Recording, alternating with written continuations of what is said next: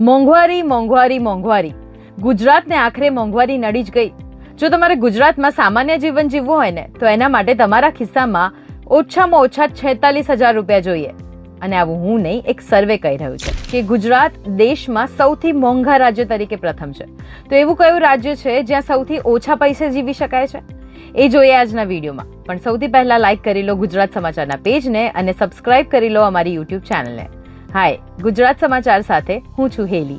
જાણીતા financial analytical સંસ્થા ફિનશોર્ટ્સ દ્વારા એક સર્વે કરવામાં આવ્યો, જેમાં ભારત દેશના બધા જ રાજ્યોની કોસ્ટ ઓફ લિવિંગ કેલ્ક્યુલેટ કરવામાં આવી, જેમાં મિડલ ક્લાસ ફેમિલીની ઇન્કમને ધ્યાનમાં રાખીને તેમના ઘરનું ભાડું, ઇલેક્ટ્રિસિટી બિલ, ખાણીપીણીનો ખર્ચ, ટ્રાવેલિંગ એક્સપેન્સ, ફોનનું બિલ, પેટ્રોલનો ખર્ચ જેવા અનેક સ્ટેન્ડર્ડ્સ ઉપર બેઝ ભારતમાં જેટલા પણ રાજ્યો છે તેમનું કોસ્ટ ઓફ લિવિંગ કેલ્ક્યુલેટ કરવામાં આવ્યું. જેમાં ગુજરાતમાં જો એક મિડલ ક્લાસ ફેમિલીને સારું જીવન વિતાવવું હોય તો એના માટે એમના ખિસ્સામાં ઓછામાં ઓછા 46,800 રૂપિયા દર મહિને જોઈએ.